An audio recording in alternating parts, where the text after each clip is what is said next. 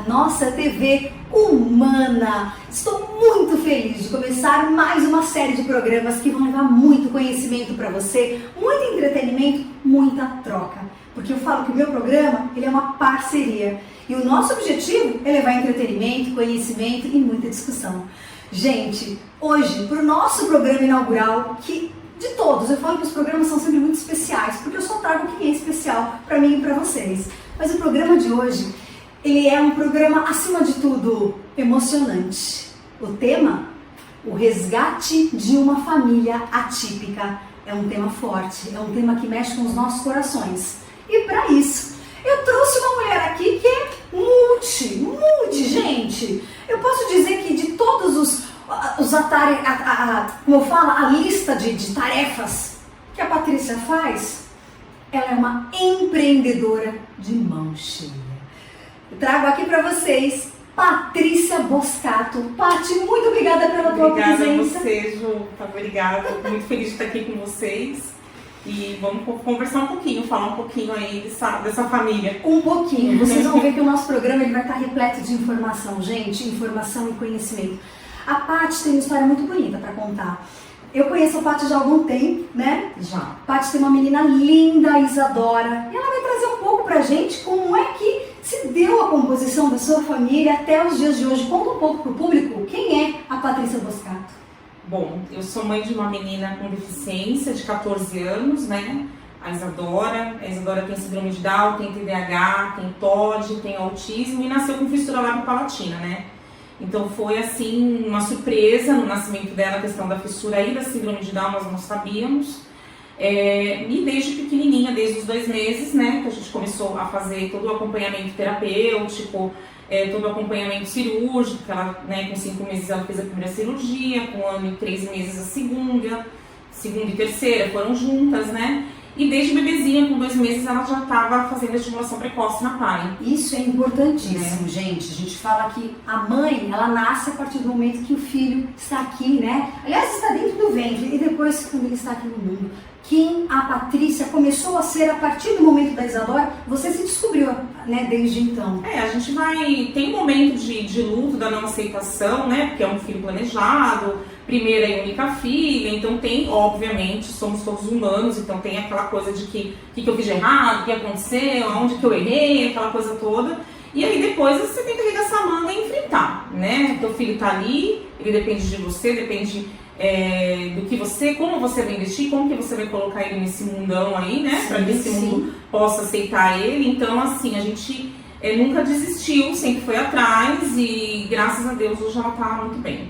Uma pergunta que não quer calar, Pati. Muitos de nós enfrentamos desafios no dia a dia, nem sempre preparados. Então, entendemos que pela sua história vocês não estavam preparados. Desde o momento do nascimento da Isa, vocês se posicionaram para que ela fizesse as estimulações precoces ou houve alguma coisa alguém que comentou com vocês sobre a necessidade disso? Como que é? Porque muitas mães muitas vezes não começaram com a estimulação precoce, né? E vocês desde o começo. Alguém deu um toque? Desde os 2 meses. Não, na verdade assim, foi uma bomba, né? E ela ficou 21 dias internada na UTI. E aí quando ela saiu, ela tinha que ter um acompanhamento ainda, porque ela nasceu com plaqueta baixa, ela podia ter leucemia, aquela coisa toda. Tinha várias questões de saúde ainda, mas assim que ela nasceu, eu fui procurando pessoas que pudessem me orientar. Então eu tenho uma cunhada que é pedagoga, o pessoal na escola dela me ajudou muito, algumas mães de lá me ajudaram. Algumas pessoas que eu conhecia também indicaram alguns médicos que eu a levei. E aí eu fui vislumbrando esse mundo da deficiência, né? E o primeiro lugar que eu fui parar, que todo mundo falou, é lá que você tem que ir. Eu morava já perto de São Caetano e eu fui pra PAI. Então, quando a Isadora tinha 2 meses, ela entrou na PAI para fazer as estimulações. 2 meses. Ainda com a fissura aberta, que foi de extrema importância para que ela pudesse hoje falar, se desenvolver e tudo mais. Ainda com a fissura aberta, tendo todo o acompanhamento nas cirurgias que ela teve. Então eu ia todos os dias. A priori, quando ela começou em 2008, né, que ela nasceu em 2008, em 2009, com 2 meses ela já começou a fazer as terapias. E quando ela começou a dar os primeiros passos, né, um mundo completamente diferente, né, muito aprendizado para você, pro marido, os avós, né? Como que foi a entrada da Isa na escola? Ela entrou na educação infantil, demorou um pouco, porque a gente sabe da importância, já que falamos da estimulação precoce, que a escola é na vida de qualquer ser humano, principalmente daquele que precisa de uma estimulação ainda maior. Você fala como foi? Então, quando ela começou a andar, ela andou com 2 anos e 3 meses, então quando ela começou a caminhar, a gente colocou ela na escolinha, né? Até para que ela pudesse interagir com mais crianças, enfim. Ter outros modelos, né, para poder aprender a se desenvolver e ter essa convivência com outras crianças. Então ela entrou numa escolinha particular, né, ela ficava meio período na época, e foi muito bacana, teve um acolhimento muito bom, né, nesse primeiro ano, teve um grande desenvolvimento, fazia natação, fazia dança, todas aquelas questões. E, em contrapartida, fazia as terapias todos os dias, sempre muita terapia, fisioterapia, fono, TO, né, enfim, tudo que ela precisava naquela época, ela tinha toda a assistência da entidade. E ela fez terapia na PAI até os 11 anos, né, passou por psicomotricidade, ecoterapia, né, passou por todas as terapias que tinham lá, né, e aí depois, quando ela chegou numa fase um pouco mais adolescente, vamos dizer assim, que a gente já vê que as necessidades são outras, né? Então a gente começou a mudar um pouco o estilo de estar estimulando, né? Então hoje é uma nova fase. Não que ela tenha terminado, por exemplo, fono ela tem que fazer o resto da vida por causa da questão da fissura, ela tem outras cirurgias para fazer, agora a gente está num tratamento, começar um tratamento ortodôntico, né? Ela tem uma perda auditiva por causa da fissura, então tem várias questões que a gente tem que trabalhar e a gente foi aos poucos conhecendo, deslumbrando esse caminho. E quando ela entrou na escola, ela ficou 3 anos nessa escola, né, na educação infantil. Depois eu mudei para São Caetano, porque eu não morava ainda em São Caetano do Sul, eu mudei para São Caetano justamente por causa da inclusão nas escolas. E aí ela foi para escola infantil de lá, ficou mais 2 anos. Foi aí que o leque de problemas começaram a aparecer. Eles vão ficando mais velhos, as necessidades vão surgindo. E o desenvolvimento não vem, a alfabetização não vem, aí a gente começa a se cobrar, né? E aí a gente tem que começar a se mexer e pontuar as coisas mais importantes. A gente percebe como a escola é importante para o processo da socialização da criança, de todo ser humano, né? A escola é o lugar onde as primeiras interações fora da família começam. Sim. E nesse momento os pais, não só a Patrícia, como os pais em geral, descobrem muitas questões que as crianças tenham, né? Que às vezes em casa não eram tão evidentes. Sim. Porque não é questão da comparação com o grupo, né? É muito importante você ter o grupo para verificar como a criança está interagindo, o que ela pode melhorar, o que ela já, inclusive, já tem de habilidade que vai ser mais estimulada, né? E nesse momento, imagino que muitas questões da Isadora vocês começaram a perceber. Porque, para quem não entendeu ainda a questão da Isa, a Isa tem, além dela ter a síndrome de Down, ela tem outros diagnósticos, sim, né? Sim. Conta um pouquinho, quais são os diagnósticos da Isa? Então, ela foi diagnosticada com 3 anos com TDAH, né? E aí com mais ou menos uns 6 anos com transtorno opositor desafiador, que é o TOD. E que aí a gente começa a estudar e começa a vivenciar isso, a gente vê que são comorbidades, né? Então, hoje a gente já sabe que o TDAH é uma comorbidade da síndrome de Down, como o autismo também, né? Em algumas situações a gente já tem muitas crianças hoje que têm os 2 diagnósticos, de síndrome de Down e de autismo, justamente porque algumas perdas que a gente percebe, cognitivas, intelectuais, comportamentais, uma vai seguindo com a outra. Eu falo que uma vai puxando a outra, né? E aí, por último, que foi o diagnóstico dela mais recente, com quase 10 anos, 9 anos e pouquinho, que foi o autismo, porque ela tem algumas características comportamentais do autismo. Então, algumas questões que estão relacionadas muito à hiperatividade, ela tem uma hiperatividade impulsiva, agressiva. Então, assim, aquela questão da mão, de você não conseguir se controlar, né? A questão da agitação, a questão do sono, né? Que é um sono instável, né? E aí, qual que era o nosso maior problema em escolas, né? Além da questão da agressividade, porque ela sempre foi uma criança que demorou para falar, então como ela não conseguia se comunicar, a mão era a maneira de ela chamar a atenção, então ela percebia que quando ela batia, ou quando ela puxava o cabelo de alguém, ela conseguia o que ela queria. Então, na educação infantil, isso acontecia muito, a falta de preparo dos profissionais. Ela entrava em sala de aula, ela ia lá, puxava o cabelo, ela puxava o cabelo da primeira criança que ela via, tirava a mãe e colocava no parque. Era tudo que ela queria, não ficar no parque, ela não queria ficar em sala de aula. né? E aí a questão também do não, né? A gente fala muito não. A primeira palavra que ela aprendeu antes de falar mamãe foi não.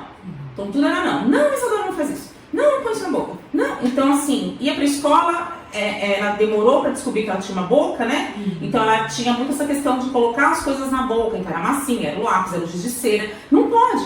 Então ela teve uma repulsa quanto a esses materiais.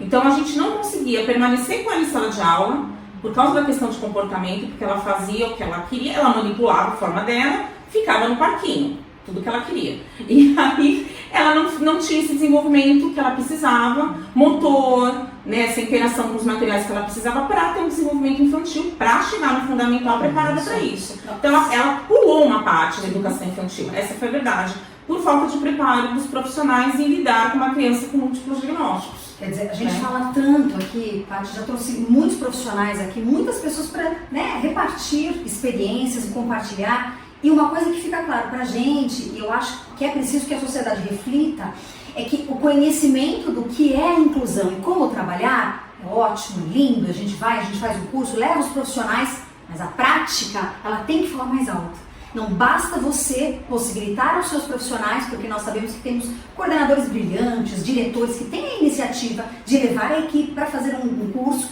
e outros profissionais que às vezes não têm esse auxílio e vão por conta própria fazer o curso. Mas a questão da prática está deixando muito a desejar ainda. Pessoal, estamos em 2023, são coisas que falamos há muito tempo e que estão aí, até em novelas, em filmes, para que levar a todos esse conhecimento. Mas está faltando a prática. Então, quer dizer, um atraso da Isa, algo que já poderia estar há um bom tempo, até para que ela pudesse, como você bem falou, desenvolver a parte da coordenação, o movimento da pinça, né, de pinça, quer dizer, isso, então houve um bom atraso nessa questão, né? Um atraso por causa do comportamento. Então, era sempre relacionado ao comportamento inadequado. Então, com 3 anos, ela já estava medicada com psicotrópicos, né, com Ritalina, com medicamentos, que por você ter uma criança com múltiplos diagnósticos, você controlava um diagnóstico e piorava outro.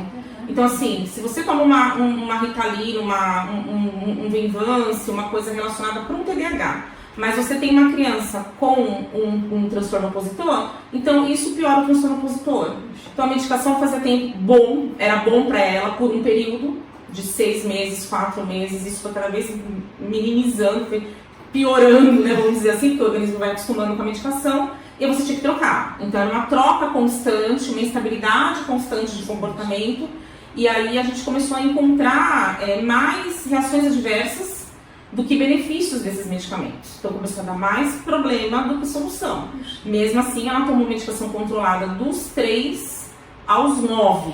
Foram 6 anos muito difíceis, porque eles trazem, infelizmente, reações adversas, como todo medicamento sintético. E aí você tem uma série de questões de troca, de manipular isso, manipular aquilo. E às vezes as pessoas não entendem, às vezes o remédio dopa, então você também não consegue fazer a terapia adequada, não consegue fazer a estimulação adequada. Então foi assim um turbilhão esses anos, porque nós também não entendíamos, a gente fazia o que os médicos falavam, né? Isso é importante que todos entendam bem. Diagnóstico é particular. A medicação também. Então, muitas vezes a mamãe fala, seu filho toma isso, eu vou verificar tal.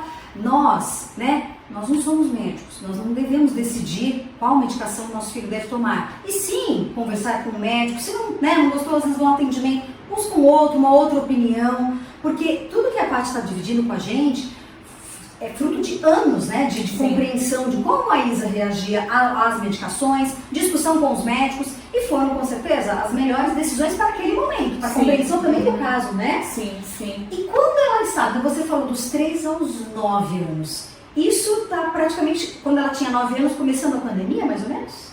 Um pouquinho antes da pandemia, um ano antes da pandemia.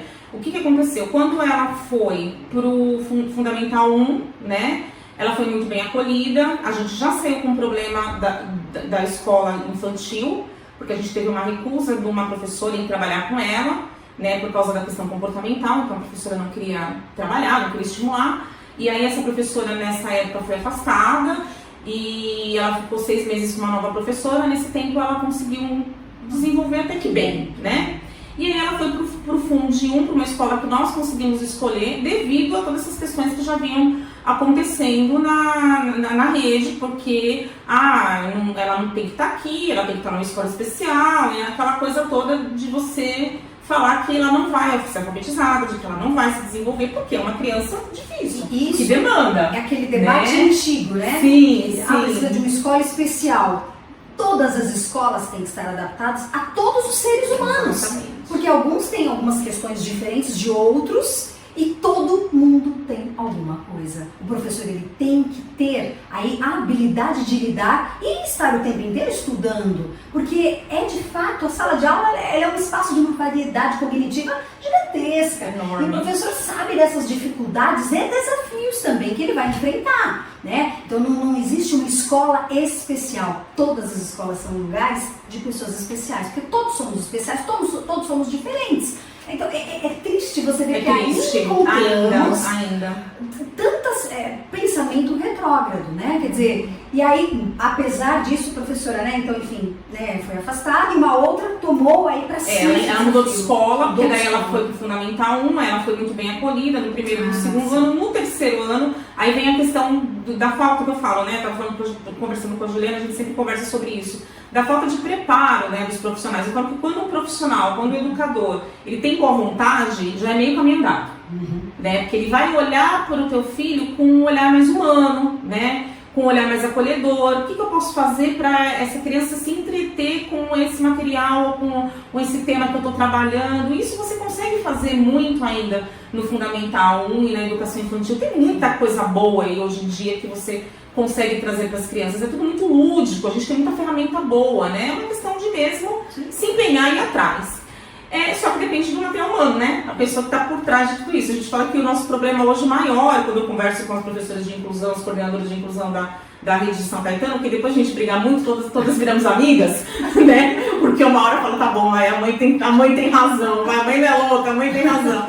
Então, hoje a gente conversa muito sobre isso. Nosso maior problema é o educador que não quer abrir esse espaço para falar, esse aluno não é da inclusão, esse aluno é meu, né? E abraçar e querer não ir trabalhar com ele. E aí, quando ela estava no terceiro ano do Fundi 1, ela sofreu maus tratos psicológicos de uma professora, né? E aí a gente teve um lapso comportamental muito grande, em que a Isadora simplesmente perdeu tudo que ela tinha ganho até então em termos de socialização dentro daquela escola, que era uma escola muito boa, que nos ouvia muito, que nos abraçava muito, mas que pecou em tentar fazer um educador para vou tentar colocar a Isadora com ela para ver se ela melhora. É assim que funciona, né? E aí a gente teve uma ruptura muito grande e foi um ano muito difícil. Ela trocou de turma, ela não trocou de escola, porque todo mundo troca de escola. Eu falei, não, quem tem que sair é ela e não minha filha.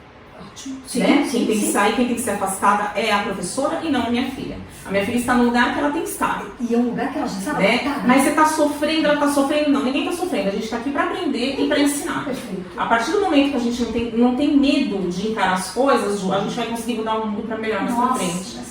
Porque assim, não adianta a gente ficar, não, eu vou tirar daqui para não ter o trabalho e não sofrer as consequências. E isso vai vir com uma outra criança e vai acontecer novamente. Então, quando que você vai cortar isso? Quando que você vai mudar essa realidade? Se você não encarar de frente, você tem que encarar de frente. Então, todo mundo tira da escola. Não vou tirar da escola, porque eu vou encontrar esse problema em outra escola. Exatamente. Né? Porque são as pessoas. Então, assim, foi um ano difícil, foi um ano perdido. A Isadora chorava muito na escola, queria muito colo, foi aquela coisa toda. Foi um ano que a gente trocou de medicamento mais de 20 vezes, a gente não conseguiu encontrar. E aí que a pauta para uma outra conversa, que eu comecei a estudar e a ler sobre a cannabis medicinal. Fiquei 6 meses lendo a respeito, para dali 6 meses depois marcar uma consulta e ir ao médico prescritor e começar a tentar esse novo caminho na vida da Isa, que foi um divisor de águas. Isso foi pré-pandemia? Isso foi pré-pandemia. Ela começou a tomar medicação em fevereiro de 2019. Né? E aí já foi um ano muito melhor, que ela conseguiu estabilizar, que ela tomava 6 medicações controladas, nós tiramos 5, né? Agora a gente está tirando a última, graças a Deus, e foi um divisor de águas, assim, que a gente vai falar numa outra oportunidade. Mas realmente foi um divisor de águas nas nossas vidas. E vocês acabaram tirando esses medicamentos que, para ela, tinham muitas contraindicações, né? Então acabava até ficando... A gente fala que todo medicamento ele intoxica para auxiliar em algum momento. A toxina, de alguma maneira, acaba nos auxiliando. A gente sabe da importância das drogas medicinais, né? Que sejam os médicos aí que estão por aí falando tanto sobre a importância de pesquisar e de ir atrás dos medicamentos necessários. Os médicos sabem a importância de receitar adequadamente. É muito triste quando a gente fala sobre isso, porque a gente pega muito receituário errado. Eu sou neuropsicopedagoga e muitas vezes eu recebo pacientes que tomam medicamentos que a gente vendo de longe, não sendo médicas, mas a gente trabalhando com questões que envolvem, a gente percebe esse medicamento acredito que não é o adequado, então converso com o médico, nossa, mas aquele medicamento foi introduzido para aquela criança, então isso é um assunto extremamente polêmico e difícil. É bem difícil. Então, você trazer pra gente que de 6 medicamentos que ela tomava, ela passou a diminuir 5 com o uso da cannabis, é isso? Foi isso. Eu falei pra Paty que ela vai voltar para falar só sobre isso. Porque você passou também a conhecer mais de perto esse universo, né? Sim. Trabalhar com médicos, até ajudar outras famílias, né? E aí, uma das coisas que a Paty passou a fazer, após adentrar este universo da inclusão, a Paty começou a realizar a construção de materiais não só para a inclusão, porque aqui nós temos materiais riquíssimos que para as crianças, inclusive na época da alfabetização, são importantes, e depois nós temos, viram até joguinhos alguns dos materiais. Sim. Conta um pouquinho, quando que você começou essa confecção? Então, isso foi nessa... vamos dizer assim, quando ela começou, a gente começou a ver essa questão da alfabetização, que estava um pouco demorado, que estava um pouco difícil, e muitos profissionais, enfim, até terapeutas falando que, nossa, a Isadora a gente não consegue trabalhar. E aí você já trabalhou na PAI, você sabe disso. Infelizmente, no Brasil, ainda a gente tem uma política pública muito complicada para a saúde, a gente tem 30 minutos de terapia no SUS. Isso é muito pouco. Aí você imagina para uma criança hiperativa, né?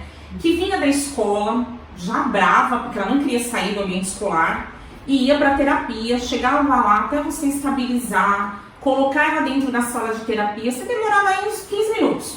De 10 a 15 minutos, dependendo do dia. Se o dia fosse bom, uns 10. Se o dia fosse um pouco, 15. E aí você começava a fazer uma atividade com ela, e a hora que a atividade começava a render, acabava o tempo. Então, assim, eu comecei a perceber que ela não finalizava nenhuma atividade proposta. Não tinha início, meio e fim. Então, aí eu procurei, estudando, sempre nas redes sociais, conversando com outras mães e tal, eu conheci uma psicopedagoga que trabalha com um projeto, que chama Projeto Promover a Inclusão, que é a Neuza Venditti. E a gente se conversava muito nas redes, a gente ajudava muitas famílias nas redes, trocava muito. E ela falou assim pra mim, vamos fazer uma permuta? Porque ela tem um trabalho diferenciado, ela treina as famílias. Que legal. Ela treina, então assim, ela fala, não adianta você ficar levando o teu filho, a tua filha, 1 hora por semana numa terapia que não vai fazer diferença na vida dele. Você tem que sair de lá e continuar estimulando e continuar trabalhando com ele, e quem vai fazer isso é a família. Então uma vez ela falou assim pra mim, quem vai alfabetizar a Isadora vai ser você, uma fono e uma psicopedagoga. Ela sempre me falou isso. Sempre, porque ela também tem uma moça já com mais de 30 anos, né, que tem síndrome de Down e que ela passou por todo esse processo.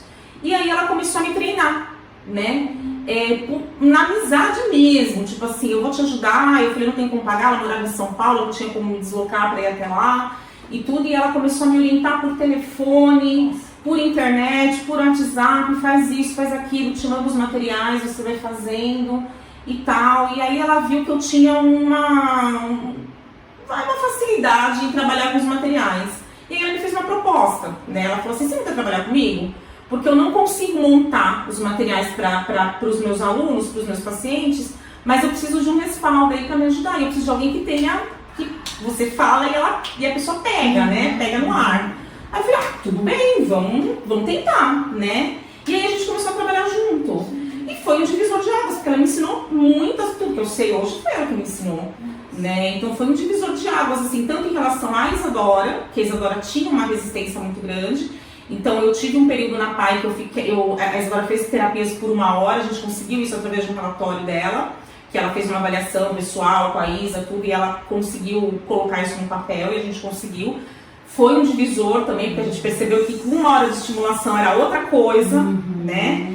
E aí eu comecei a estimular ela em casa, então eu comecei a aprender o que eu tinha que fazer para minha filha realmente entender o que era o início, o meio e o fim de uma atividade. E render, né, Ju? Porque assim, não adianta nada você aplicar, montar, ter toda uma estrutura e você não ter nem tempo e nem conhecimento de como fazer aquilo, né? Isso me rendeu algumas coisas meio ruins, porque criança autista, enfim, com todos esses diagnósticos que eu falei, quando eu comecei em 2017 a fazer esse trabalho com ela em casa, ela tinha uma repulsa, como eu falei, de tinta, de giz e tudo. Então o que eu fazia? Eu colocava ela numa mesa, isso é dica aí para as mães com os pequenininhos aí, comece cedo.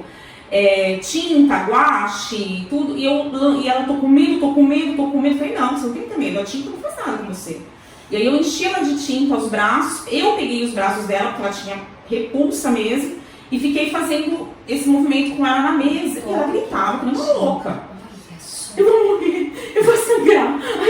Eu falei, não vai acontecer nada. Aí quando ela viu que não acontecia nada, então ela começou a desmistificar tudo aquilo que ela tinha na cabecinha dela, de que aquilo machucava, de que aquilo não podia e tal. Desde a educação infantil, tá? Como ela levou, né? Como ela levou isso com ela. Então, o que aconteceu? Nesse dia, meus vizinhos chamaram a polícia. Né? Porque era janeiro, que nem agora, um calor danado, era férias. E aí eu moro num prédio e tem um prédio do lado, um prédio no fundo, um prédio no lá. E aí ela gritando que tava doendo, que tava machucando, o pessoal achou que tava batendo, sei lá, fazendo o quê? Daqui a pouco aparece a polícia, Aí o zelador, dona Patrícia, pode subir, já fiz café pra policial. Eu falei, gente, vou fazer o quê? Tirei a roupa da minha filha e falei, olha, ela está inteira, não aconteceu nada. E ela falou, tio, vem brincar. Eu fui lá, levei, mostrei o quarto pra ele, expliquei. Aí ele falou, eu tenho um sobrinho com deficiência, eu sei como é que é. Poxa, as pessoas ligam e falam. Então também, gente, mais empatia, por favor, com as famílias, porque, né, pré-julgar é muito fácil, exato, né? E se são moradores do mesmo prédio, por que não conversar, tocar a campainha, ver se precisa de alguma coisa? Até porque se fosse algo de fato que estivesse acontecendo, antes de chamar qualquer... Oi, tá tudo bem? Né? Porque eu acho que é mais fácil agir logo do que chamar uma instituição para vir. Que coisa, não? Por isso que conhecimento tem que ser compartilhado com todos. Sim. E isso aconteceu comigo 2 vezes. A próxima eu conto numa outra vez, aí foi na pandemia. Mas porque é uma questão que ela tem. Ela tem uma questão sensorial muito gritante, que é uma questão do autista. Exatamente. E ela tem essa questão, por exemplo, de arrumar o cabelo. Ela grita muito, que ela vai doendo, vai cair o cabelo, tá sangrando. É um drama nacional, entendeu? Depois eu vou deixar para vocês verem um pouquinho da ação educativa que a Paty tem com a Isadora. Por quê? Porque a Paty coloca nas redes sociais coisas simples do dia a dia que para a Isadora não são tão simples, como a ida ao cabeleireiro, que eu particularmente, acompanhando como amiga também da Paty, acho o máximo, porque você conseguiu encontrar, que bom que conseguiu, profissionais que têm a visão humana, que é o mínimo de se colocar aí um pouco no lugar do outro. Então, ela conseguiu essa compreensão bacana de dentistas, de cabeleireiros, fisioterapeutas, professores de educação física que fizeram atividades únicas para a Isa, né? Quando foi a ida da Isa ao cabeleireiro e a Isa aceitou, eu lembro que você colocou, falou, olha, hoje foi numa bomba, que é super difícil, a gente tá demorou. Então, realmente, a questão do toque para ela, né? É difícil, tem algumas questões que são bem difíceis, mas assim, eu não desisti, né? A gente não pode desistir, porque é sempre mais fácil, né? Você fala, é mais fácil você fazer do que ensinar, óbvio. Sim, né? Sim, Vamos sim. lá, a gente dá comida, é mais fácil do que fazer eles comerem, que eles vão sujar tudo, vai sujar o chão. Vai, mas eles têm que aprender a fazer sozinhos. Essa questão da autonomia, a gente trabalha muito com ela e isso tem gerado bons frutos. Então, assim, eu acho que a maneira de como a gente encara os nossos filhos e coloca, né, essas crianças na sociedade é como a sociedade irá vê-los. Né? Porque a inclusão começa dentro de casa, né? Começa ali dentro. Se você achar que teu filho tem uma deficiência, você vai ficar falando, ai, coitadinho, ele não consegue, ele tem dificuldade. Não, ele não tem dificuldade. E eu acho que a gente tem que fazer isso com todos, não só com os pequenos, são com os adultos, que a gente não tem que infantilizar, né?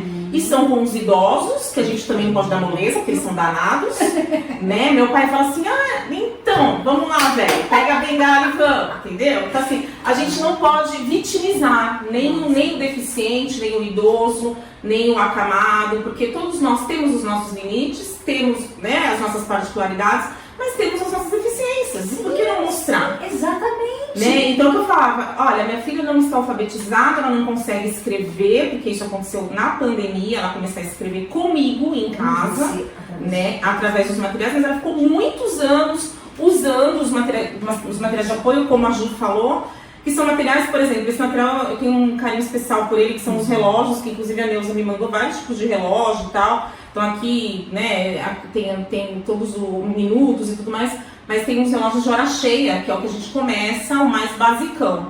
E aí tinha outras crianças na sala dela que tinham dificuldade de aprender as horas e que aprenderam usando o relógio dela. Ou né? seja, não é para uma criança que a gente fala atípica. Todos somos atípicos. Depende da forma como você encara a singularidade do aprendizado. Quer dizer, essa atividade ela pode ser utilizada com qualquer criança e principalmente quando você fala da questão entendimento de horas, minutos e segundos. Não é fácil para a criança, em geral. É difícil, é difícil. E muitas coisas assim, como por exemplo, que a gente manda no dia a dia para ela. Trabalhar com o sistema monetário, que é uma coisa também complexa e tudo mais. Então, por exemplo, o que eu gosto de mandar muito em algumas atividades do sistema monetário? Lá mando dinheirinho falso lá. A molecada adora, entendeu? Uma maneira também de aquele que tem um pouquinho mais de dificuldade, visualizar o material e falar, nossa, que legal, é uma nota que às vezes no dia a dia o pai não dá, você não tem a possibilidade de ter uma nota na mão. E ali na brincadeira, na discussão, na interação, foi uma coisa muito bacana. A gente fez um material ano passado para ela está agora no Fundamental 2, a gente estava trabalhando com comprimento, né, com medidas de massa e tal. E aí, uma amiga, uma colega da sala, eu mandei fita métrica para a professora fazer as atividades com ela, tudo, concretizar, né, que a gente tem que concretizar para eles poderem entender. E aí uma amiga dela tinha ido para Itu. E aí ela trouxe os lápis grandes de Itu, os materiais, as coisas que você compra, os souvenirs, né, que você compra lá, para ela entender o lápis grandão e o lápis pequenininho. Então que bacana do aluno se identificar com a criança com deficiência que está na sala de aula e poder, que nem era mais uma matéria porque ela está na alfabetização, então nem era uma matéria do 7º ano que ela estava, mas que a professora estava trabalhando com ela, porque a gente está nessa pegada da alfabetização, o PEI dela é diferente, e as crianças interagirem, tirarem foto, e mandarem para mim, eu fiquei muito feliz. Que legal. Eu vejo que você está tocando essas crianças para um futuro aí melhor, tá, né? Porque eles vão chegar no ensino médio, vai ter inclusão, eles vão chegar na faculdade, vai ter inclusão, e como eles vão encarar tudo isso? E quantos momentos do dia a dia nós não estamos em situação de inclusão? Ou por às vezes não escutar direito, ou porque você esqueceu os óculos em casa. São N fatores que nos colocam em uma situação de inclusão. Então, enquanto a gente não entender que a inclusão está no outro, está em você, na forma como você encara a sua realidade, enquanto isso não chegar para todo mundo, as coisas não mudam. A gente precisa colocar as crianças desse mundo o quanto antes, essa empatia pelo outro. Que bacana que teve essa forma. E é uma questão difícil, né? Porque quanto maiores eles vão ficando, mais velhos eles vão ficando, a distância, né, dessa socialização cresce muito. E é o que eu falo, o que eu pego de bom hoje da escola que ela está? Não é fácil? Não. A gente tem que ficar brigando pro PEI sair? Tem. Quando o PEI sai, a gente tem que ficar brigando pro professor fazer atividade? Tem. Mas é uma escola acolhedora. Então eu vejo o lado bom da escola que acolhe, que trabalha com a questão dos alunos, em ela participar de todos os eventos, em ela estar presente nas atividades físicas, que é uma coisa que ela gosta bastante. E aí a gente vai vendo que hoje, como ela já tem uma idade maior, até com 14 anos, ela traz isso pra gente, falando, né, se comunicando. Hoje eu fiz educação física, hoje eu dancei com a amiga tal, né? Então é muito, muito bacana a gente entender e ver isso. E aí, mais uma vez, eu venho aqui, assim, encarecidamente falar, nem falei disso com a Ju, mas eu defendo muito a escola pública por isso. Eu acho que a escola pública está muito preparada, apesar de, né, a gente sabe que é lei, que tem que cumprir, que tem que fazer, mas eu acho que a escola pública está muito preparada, que a gente precisa mesmo investir no material humano, né? Ter planos de carreira para esses professores, é levar mais informação, é trazer mais cursos para que eles tenham mais empatia por esse público. Hoje a gente não tem mais um público de inclusão, a gente tem alunos com déficits enormes, porque a gente está trazendo uma pandemia que vai ter aí uma consequência, vamos dizer assim, a longo prazo, a gente sabe disso, né? Então hoje, por exemplo, às vezes eu falo, a Isadora está alterada. Aí o coordenador fala assim, você não tem ideia de como a sala dela estava hoje. Então não é ela que está alterada, tinha 3 alterados, tem 3 crianças com transtorno de ansiedade na sala dela, que foram fazer prova, tiveram uma crise, e aí consequentemente isso reflete na turma. Então, pra gente ver quem que hoje é de inclusão, todos nós, né? Porque todo mundo, depois dessa pandemia, ficou meio mexido, né? As famílias, muita gente perdeu entes queridos, crianças que não têm estrutura, pais que perderam o emprego. Então, assim, foi tudo muito mexido, né?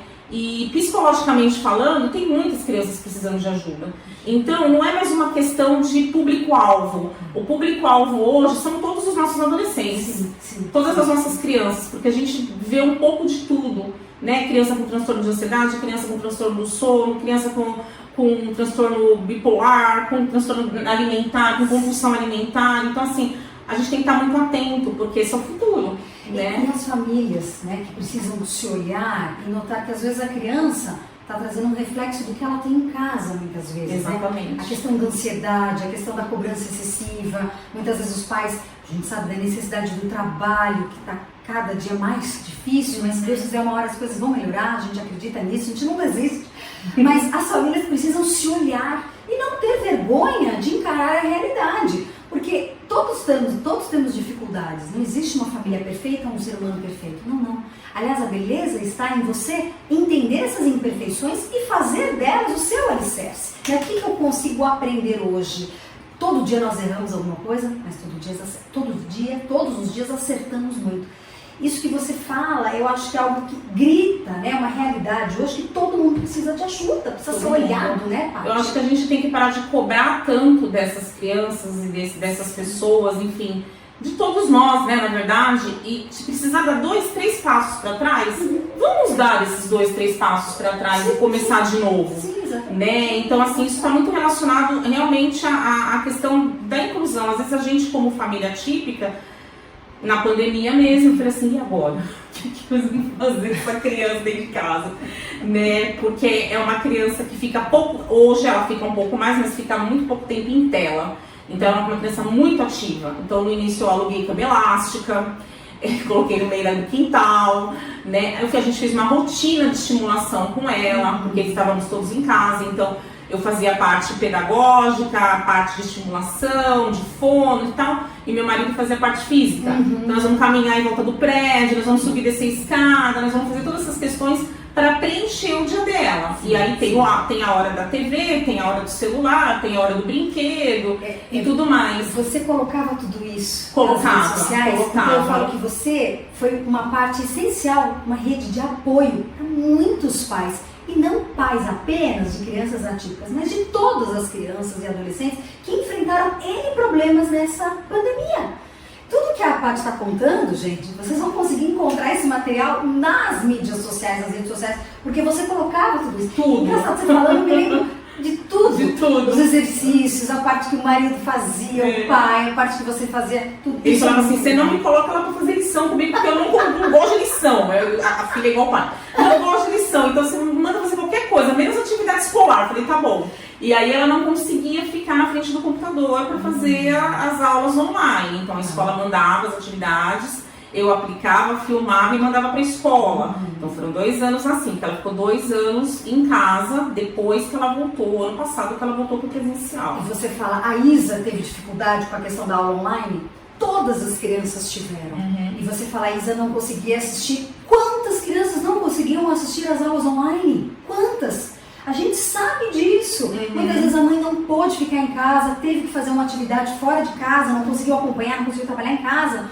E não sabe como que foi e fala assim, ai Ju, hoje eu percebi que tá com tal dificuldade na escola, porque eu acho que na época das aulas online não foi tão, né, tão funcional para eles. E de fato, a gente não tá falando que para todos foi assim, mas a gente sabe que para a maioria foi difícil e foi uma realidade. Precisamos enfrentar e enfrentamos. anos. Hoje a gente tem os frutos disso, né? Quer dizer, vocês tiveram um trabalho dobrado. Sim. E esse material aqui, então, quer dizer, esse seu lado que eu falei de ser empreendedora, porque a Paty entrou em muitas coisas para poder melhorar a vida da Isa, que é o seu foco principal, a gente vê, mas que também se tornou a sua vida meio profissional. Sim. Porque quando você falava para mim do seu histórico profissional, de formação, conta pra isso, qual que é a sua formação profissional mesmo? Ainda nada a ver, né?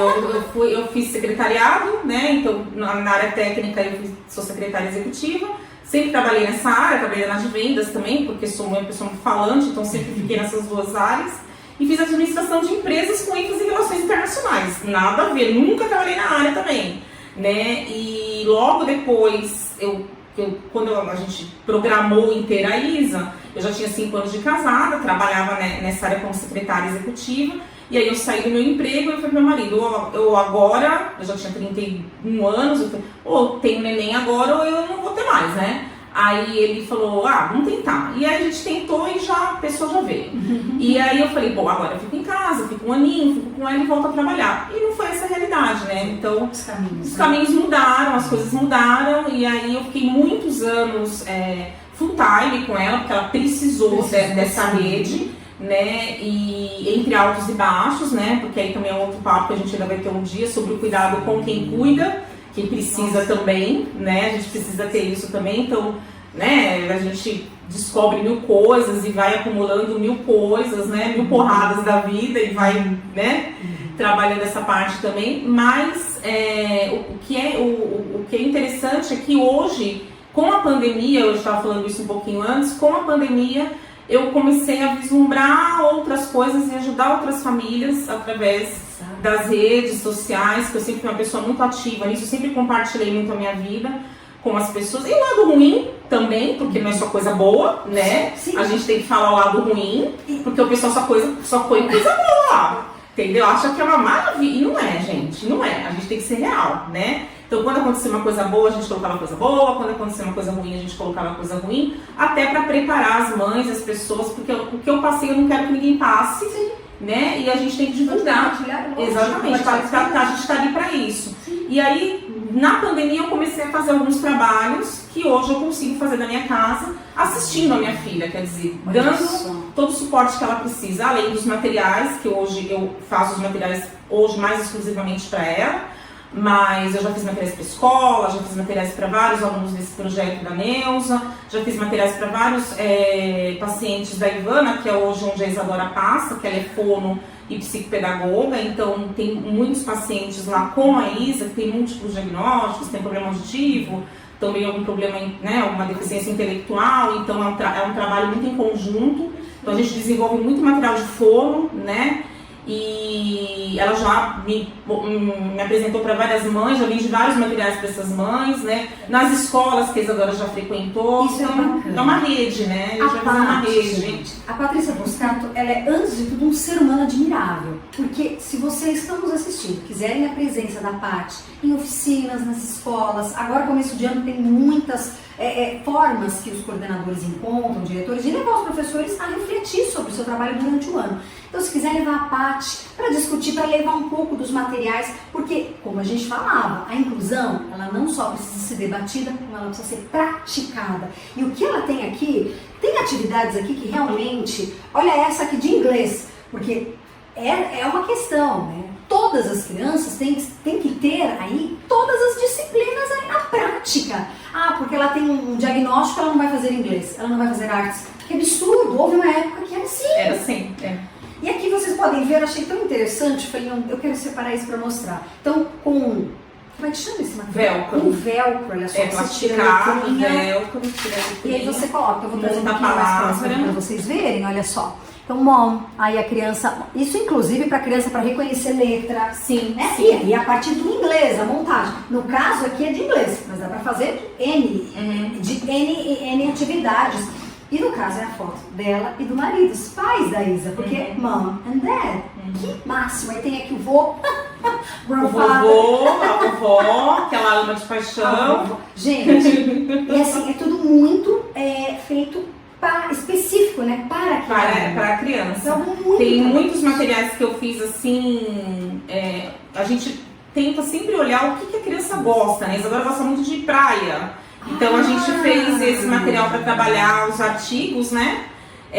Definidos bem, né, para trabalhar a questão da praia. Então ela vê a imagem em cima, né, e aí você traz vocabulários novos, palavras diferentes. Olha, né? Só, esse também é bem legal. Achei o máximo também, porque a criança tem que relacionar, né, os dois lugares, né? O que tem na loja de roupas e o que tem na lanchonete. Isso aqui, gente, não chega a ser 1%. Só uma pequena amostra. Mas assim, se você tiver interesse também, entrar em contato, eu acho que até você nunca ministrou palestras por aí, né? Porque seria uma coisa que você tem muita experiência para compartilhar, né? Não, a gente fez alguns bate-papos, assim, na pandemia, né? O pessoal do Colectives, que é um grupo também de educadores, né? De inclusão, me chamou para fazer um bate-papo com alguns professores da área de inclusão. Se eu não me engano, não sei se era do Ceará, não me lembro agora, o estado, foi bem legal. Teve um vídeo, a gente conseguiu mostrar um videozinho da Isa fazendo atividade, a importância do nosso trabalho da família na pandemia para essas crianças, né? Eu acho que para mim, todo mundo fala, a pandemia foi terrível para o meu filho, pra gente foi assim um divisor de águas. A gente se uniu mais como família, né? Se aproximou mais. E a Isadora conseguiu aprender mais coisas com a gente, porque era full time para ela, né? A gente estava ali à disposição dela.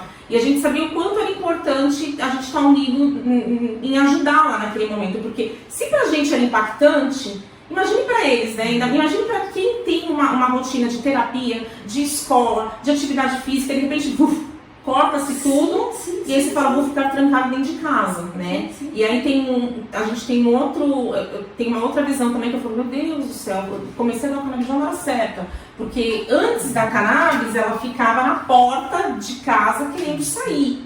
Ansiedade nos fins de semana. Eu quero ir pro shopping, eu quero ir pra praça, eu quero ir pra qualquer lugar. E ela conseguiu ficar em casa bem, estável, sendo trabalhada da maneira adequada. E como você falou, não são todos os pais que conseguiram fazer isso, obviamente a gente sabe das necessidades de cada um, a pessoa tem que trabalhar, tem que ir pra fora, enfim, não tem como, né, a gente fazer vamos estruturar todo mundo, às vezes não dá, tem mais de um filho. Eu lembro que tinha um pai que quando a gente fazia reunião online, ele falou, peraí que eu tenho 3, eu tenho que entrar aqui na reunião um pouquinho, eu vou sair dessa e entrar na reunião de outra escola, daqui a pouco eu volto. Mas né? Dá um pouco melhor de si com o tempo que você tem. Sim, né? exatamente. Se a gente ficar, porque eu não posso... Gente, se a gente for ver as nossas imperfeições, os nossos problemas, se a gente ficar só nisso, a gente não avança. A gente não avança. Né? E você compartilhando as experiências, se vocês tiverem oportunidade, entre, vale muito a pena. Porque pra gente é inspirador. Você começa a ver o quanto que você pegou os limões de um limoeiro e fez limonadas assim que dão 10, sabe? E muitas outras variedades de suco, assim, realmente, as suas ideias como ser humano, sim, são muito, muito brilhantes, estão à frente. Eu já falava isso pra Paty, você precisa compartilhar. Você já escreveu um livro da sua vida? Ainda não, já me falaram, outras pessoas me falaram tempo. Sabe quem me falou isso uma vez? A Magali lá da Paiva. Ela falou assim, você vai escrever um livro, você me chama? Não tem como. Paty, eu queria te agradecer imensamente pela sua primeira participação. Eu quero deixar claro, porque é a primeira de muitas. Muito obrigada pelo Obrigada a você, adorei estar aqui com vocês, muito bom. Nossa, gente, é muito bom nos cercar de pessoas que nos fazem bem. Assim é a Patrícia Boscato. E assim eu fico muito bem com vocês, com a presença de vocês. Muito obrigada por estar aqui mais uma vez a aprender a como educar para transformar na nossa TV humana. Muito obrigada e até a próxima. Tchau, tchau. Obrigada.